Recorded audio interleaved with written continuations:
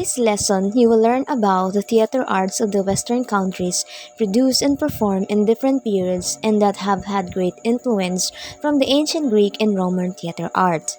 Modern theatrical plays and musicals are still influenced by their predecessors. The development and evolution of Western classical plays and operas are specifically discussed in this lesson. Let's begin with the question, what is theater? Theater means a place of seeing and is known to be the oldest and most widely known form of entertainment.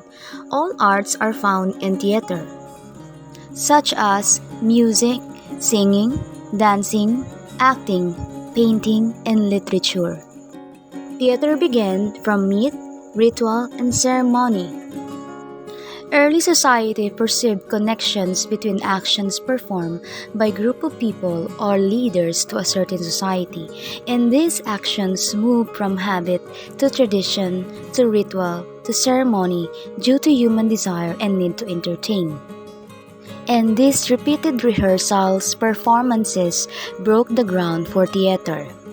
To produce a theater, we need a playwright who writes the scripts, the director rehearses the performers, the designer and technical crew produce props to create the scenes, and actors and actresses perform on stage. And it will only be a true theater act when an audience witnesses it. A brief discussion of history of theatrical forms and their evolution.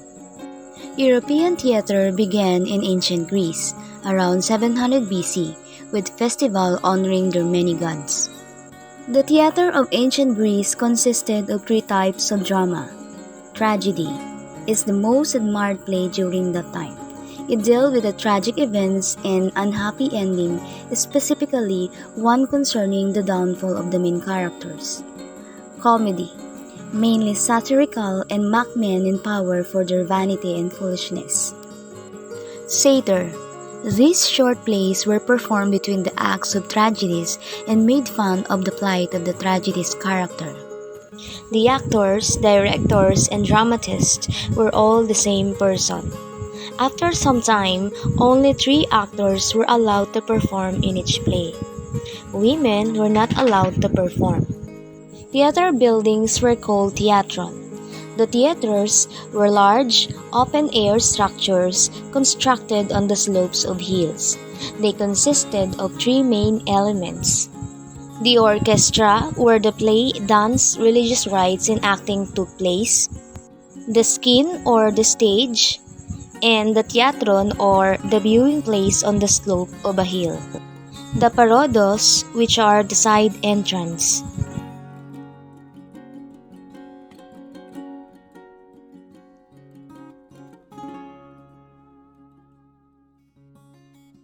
The theater of ancient Rome started in the 3rd century BC.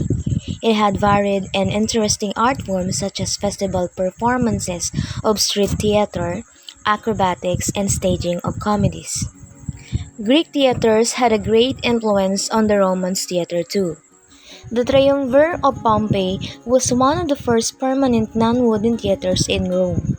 The building was a part of multi-use complex with an expansive garden, fountains, and statues. There were rooms that were dedicated to the exposition of arts and other work related by Pompey Magnus.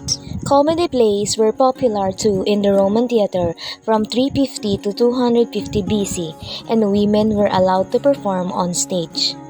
The Romans loved a good spectacle. They loved to watch combat and admired blood sports and gladiator competition. The more realistic the violence, the more it pleased Roman audiences. The Christians, however, opposed the barbaric themes of the plays and closed down all theaters. During the medieval era, theater performances were not allowed throughout Europe. To keep the theater alive, minstrels, though denounced by the church, performed in markets, public places, and festivals.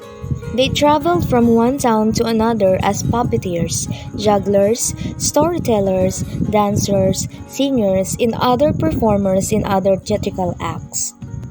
Renaissance theater arts were characterized by a return of classical Greek and Roman arts and culture. Public theaters were developed like the Commedia dell'arte, or an Italian comedy in a humorous theatrical representation performed by professional players who traveled in troops. The companies of players or actors were organized by the aristocrats and performed seasonally in many places. The elaborate masks that were usually presented in court, ballet was performed in public, and a formalized form of dance which originated from the Italian Renaissance courts. William Shakespeare was the famous actor and poet who emerged in this period. He was an English poet, a playwright, and an actor, and was regarded as the greatest writer and dramatist in the whole world. One of the most prominent supporters of the theater was Queen Elizabeth I. Innovation of the stage like proscenium was developed. Backdrops for scenery were popularized by the art of painting clothes. Commedia dell'arte or comedy of the profession was also developed. The theater of the Baroque period is marked by the use of technology in current Broadways or commercial plays.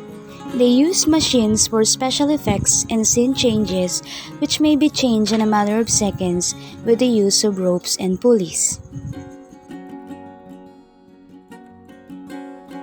Neoclassical theater was characterized by grandiosity.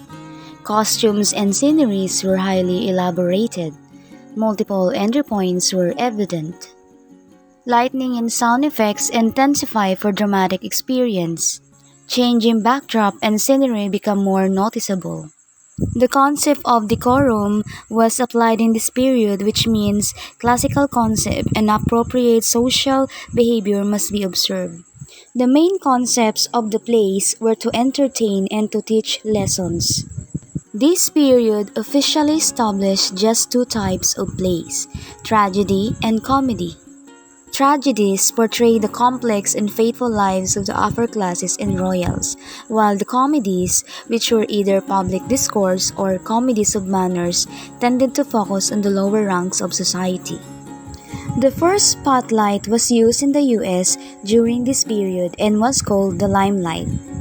The Theatre Regulation Act of 1843 banned drinking in legitimate theaters.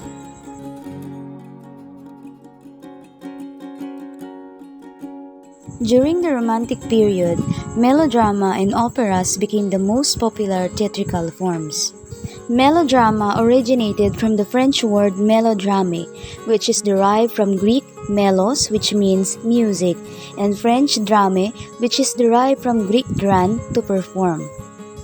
Melodrama can also be described as a dramatic work that puts characters in a lot of danger in order to appeal to the emotion, and in which orchestral music or song was used to accompany the action.